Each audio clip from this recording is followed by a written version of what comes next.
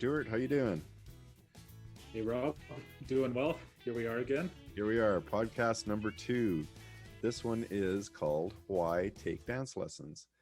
We'll introduce ourselves again. My name is Rob Ironside. I'm the president for the Country Pride Dance Club and one of the instructors. I should probably add that as well. And my name's Stuart. I serve as grants director for the club. I'm also a member, but I am not an instructor. But he's also I am here to learn. But he's also helping out with these podcasts and some promotional stuff. So I appreciate Stuart helping out with these.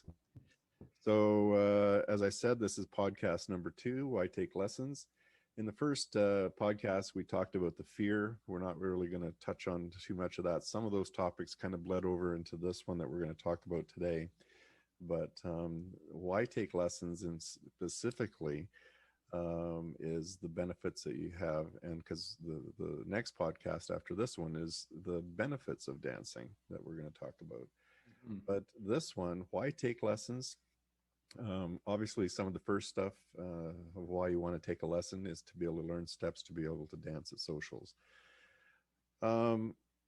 I think so many people, if they go out to a bar or they go to a wedding or they go to any kind of function, they want to be able to dance. And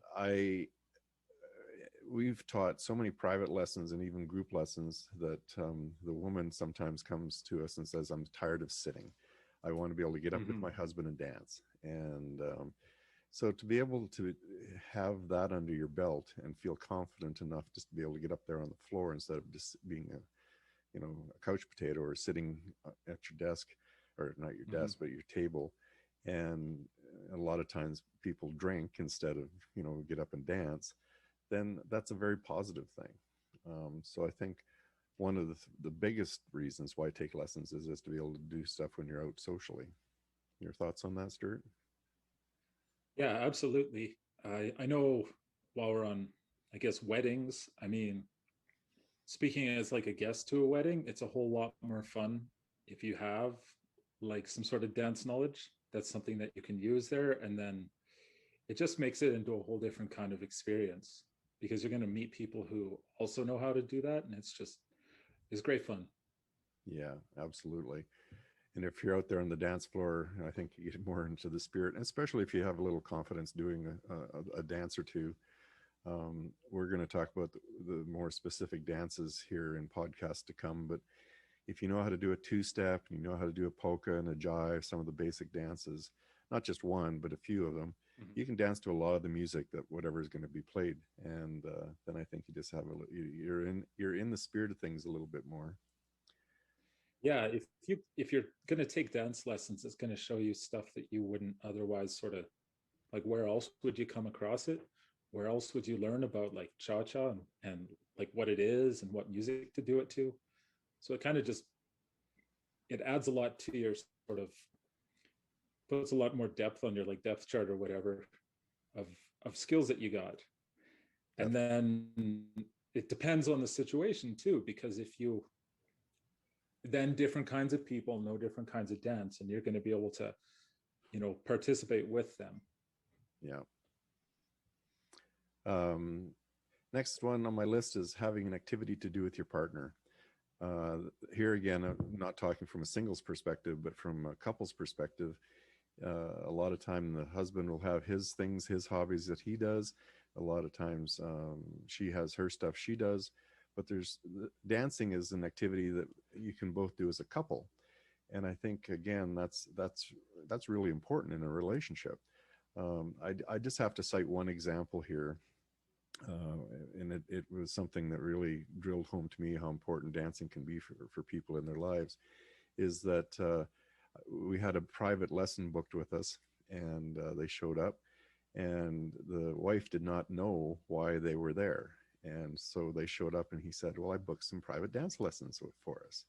Well, she was in tears. She was so happy because, I think they had 4 or 5 kids, they said, and this was their date night. And he took her out to a dance lesson, and she'd always wanted to do it. And so she was thrilled beyond belief. She was crying, made us cry. It was something, it was really special.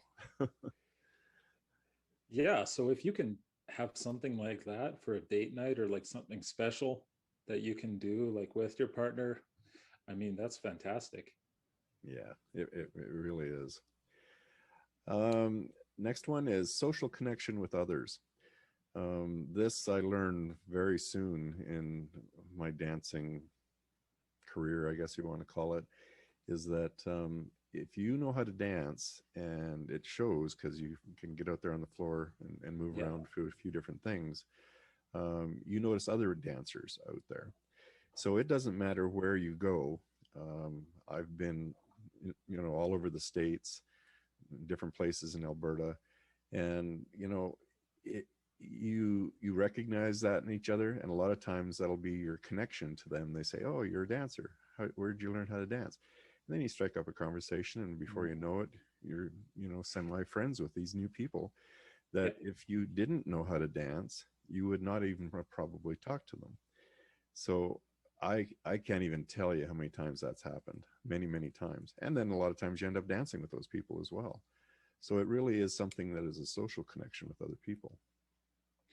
Yeah, and it's fantastic when that works out. I mean, I always wanted to do like a sort of a trip maybe through the US and just because you can't imagine how many people you would run into. You could do it in Canada too, obviously, but I wanted to go like to Texas and like see what they do down there. And when you're going that you're bringing that sort of skill and knowledge that you already have. It'd be a great way to like. And just so you know, when you go to Texas, they don't call it two step, they call it the three step. 1, 2, 3, walk is how they describe two step down there. So it basically is the same step that we I do. did not know that. Yeah. Stuart's connection froze up there a little bit, so I decided I needed to talk. So I'm just telling another story. um, Next one I have on the list is building confidence and self esteem. Uh, I, again, can tell you from personal experience, before I got into dancing, my confidence with dancing was really not that great. But when I took some lessons, it gave me the confidence, and it really did help build my self esteem. Stuart, you're newer into this, so maybe just talk on that a little bit. It was what really, I guess it came up in a few places like the benefits of it, but I mean, once you knew one, you could learn other ones. Like you said, if people were dancers, they sort of recognized that you could do it too. And it was just a great, I don't want to say icebreaker, but way.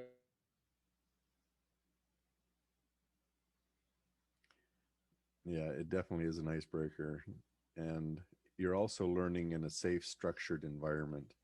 So that's one thing when we talk about taking a lesson, is compared to a bar, you've got that environment. And we talked about that in our first podcast, where it's a safe environment. Nobody's going to make fun of you, but it's also structured. The lessons that we have a game plan, the moves that we're going to show that night, letting people practice. So it's a structured way to learn.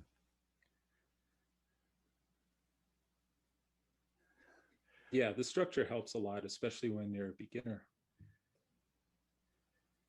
Next on my list is the lessons are made to be fun, so they're lighthearted and easier to learn. We, as the instructors, definitely try not to take ourselves too seriously. We laugh at each other. Kathy and I, for the most part, have our shtick, if you want to call it. Sometimes we're kind of making fun of each other. Sometimes we kind of pick at each other, and I think the students kind of relate to that. So we've kind of got our style, um, and sometimes we have disagreements, believe it or not. Not fights or anything in front of the students, but some disagreements. She'll like to do it this way, and I would like to do it that way. And I think people see that we're real. And so when you make light of that, I think people kind of get into it and laugh and relax, and so then it's easier to learn. Stuart, you just go ahead and hop in whenever you want. Sometimes your connection is popping out today, so. Yeah, I know. And I kind of, it's a pity because there's a lot of like good stuff we're going through here. And I don't really want to you know, keep dropping out like that. That's the way the internet is sometimes. I was just going to say, am I still here? Yeah, go ahead. Yeah, it's working. I had no idea that all those times when you and like Kathy were kind of going at each other, that was actually a teaching strategy. I didn't realize that. So that's really cool. Well, It all makes sense now. to begin with, and honestly, it was real, and so after a while, that became more our style. We're just being honest out there with people, and so yeah, sometimes you disagree, sometimes we got along great, but I know people, I think, just made it more easily to relate to. Yeah, I've definitely seen that. And Yeah, especially like the older people at lessons can definitely relate to that. yeah. So another reason why take lessons is that you're learning with others in a big group, and you're not put on the spot. I think again, and you see that with some students, they're kind of off in their own corner. They don't want to, anybody to talk to them, and then you got other people that are kind of, really, really engaged. And so the class is nice that way. Is that you can be as engaged as you want, or you can kind of learn it in your own space. But it is a bigger group, so I mean, you're not going to be put on the spot. We're not going to spotlight you and pick on you, that kind of stuff. So I think again that makes it more comfortable for people at lessons. Yeah, there's no tests. There's not like No. there's an expectation that you have to be this good at the end of the night or whatever. Yeah. And people are busy learning themselves, so they're really not watching you.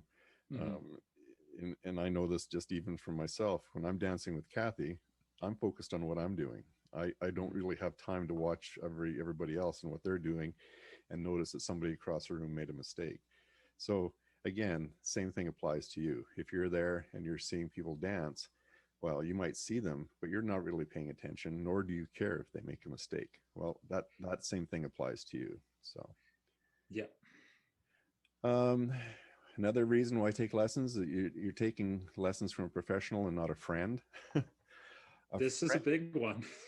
a friend, and maybe I'll combine this next piece too. Learning from your partner is difficult. Okay, learning from your partner, girlfriend, wife, husband, boyfriend, that's tough stuff.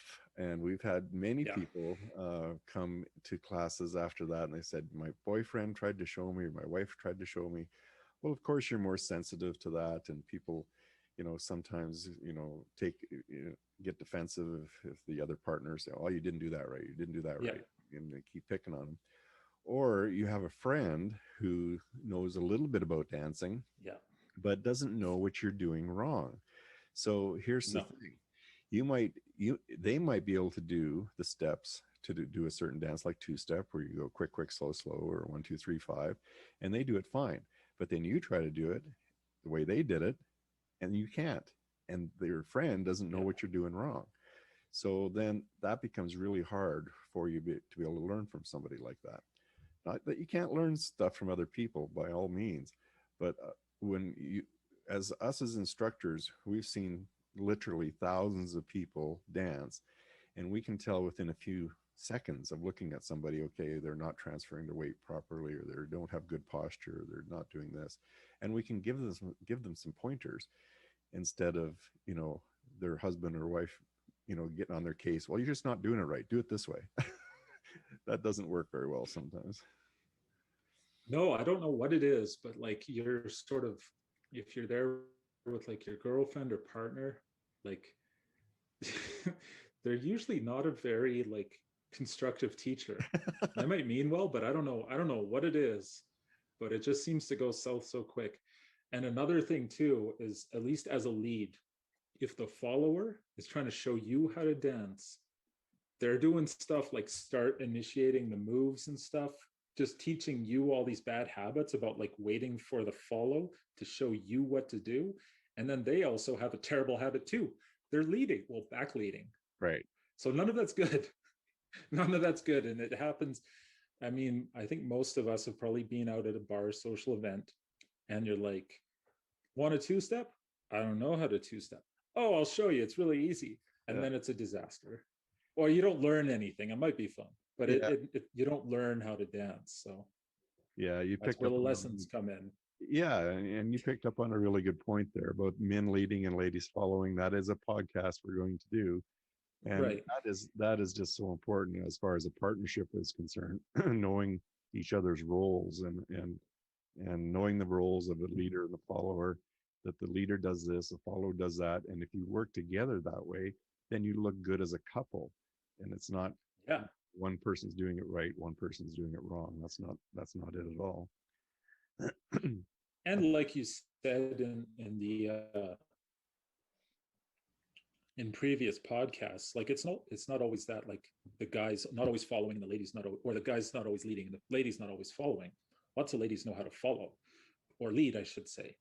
But what I'm saying is, like, you can definitely get into bad habits no matter what position you're in, especially if you're taught like in a sort of flawed way. Yeah, I will make a quick comment here. I've had many ladies say, well, if he just learned how to lead, then I can follow him. Well, that's not Mm-hmm. always exactly right. Following as much as an art as leading is. And so Yeah. it's hard for both people to do stuff. Leading, there's tips that we give ladies on how to do it. And obviously we show guys how to lead. So the next thing, why take lessons, is that we give you feedback about how to improve. So I kind of touched on a few things here already, but it could be everything from your timing on, stepping on the beat of the music, your weight transfers, how to lead and how to follow, how to have that partnership. And in a lot of cases, if you were watching it on a video or from a friend or whatnot, you're not going to get that kind of stuff because, um, again, it's just experience has shown us, different things. Some people pick up on some things that they do naturally, whereas other people Mm-hmm. will not be able to do the same thing because they just don't know or they don't get it. Um, Well, so that's actually probably that's a good point to make, is like there isn't one way to learn dance. So if you are not going to learn all the same things in the same speed as everyone else, and so you can't basically gauge yourself on someone else's progress. It's about you, and no one can say, oh, you're doing this wrong or that one, because it's all about the individual. What you pick up first and like what you learn after is is different. It's not all the same. Sense like. yeah. And so kind of Stuart has mentioned it, and I think we just talk about it here briefly again, is that if you're just trying to learn with your husband and wife or a partner in your living room, then you're kind of limiting yourself. Whereas if you take a class and then you end up dancing with somebody else, um, you're you learn it differently because they're not that person isn't helping you. You have to lead somebody else differently. If you're a follow, you have to learn how to follow a different lead from a different leader. And so dancing with other people makes you a better dancer, for both It men and really does. women. Another one, why take lessons, is that we start at the beginning and go through the basics. We assume when we start a beginner class that people know nothing. And we start with how to take basic steps. We show them a few moves every night. We then let them practice it to music. And then we show them another move and repeat the process. And we put clusters together so that people can, take those moves and they can dance them themselves later. The nice thing is we also do video reviews so people can go ahead and save that and watch it themselves later on.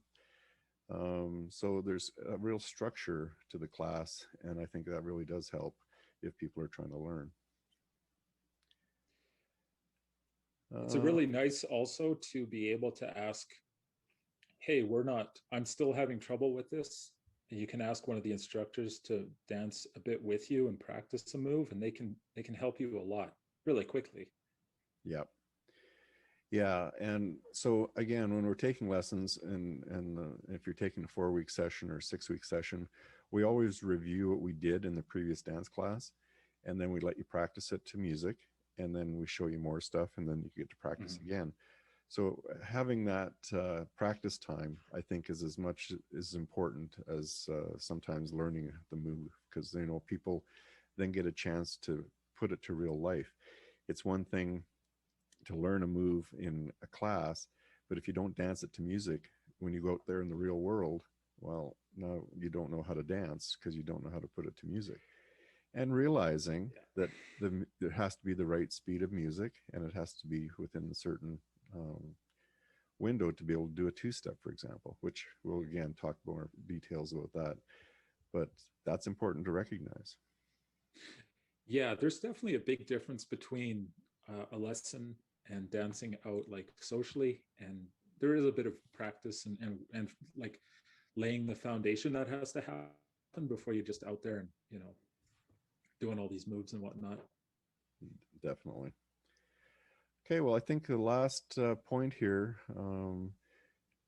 I have is just that moving your body to music is difficult, and I think I talked about this in the first podcast. But again, I think this is why lessons are so important, and why the experiences that Kathy and I have had. You see so many people the way that they move their bodies and how different everybody is.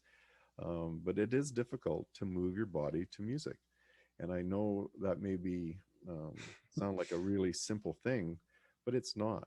Um, and I recognize that something just basic, fundamental, doing a slow step versus doing a quick step versus doing a triple step. Those three basic building blocks are different, and you have to do them to the beat of the music. And that's what you can learn in a class, and then we show people how to do that. Um, but yeah, that's why I think classes are so very important. Any last comments, Stuart? Well, just like you can at the start or at your first lesson, you can feel like it's a big mountain to climb, or like you're never going to learn all of it, but you get through that really quickly. Definitely. And some of the first classes can be a little bit painful, but after you go through that initial learning curve, then they start to become fun, and then that's not nearly as much effort, like Stuart said. Then it is just enjoyable, and then you're out there with your partner, and you can go out socially, and then it is a lot of fun. Well, Stuart, I want to thank you. I think we're a little overtime here now on this one, but I think we touched on a lot of things that I hope people realize are important, and hope to see people out at our next class. Yeah, really looking forward to it. See you on the next one. Thanks, everybody. See you on the next podcast.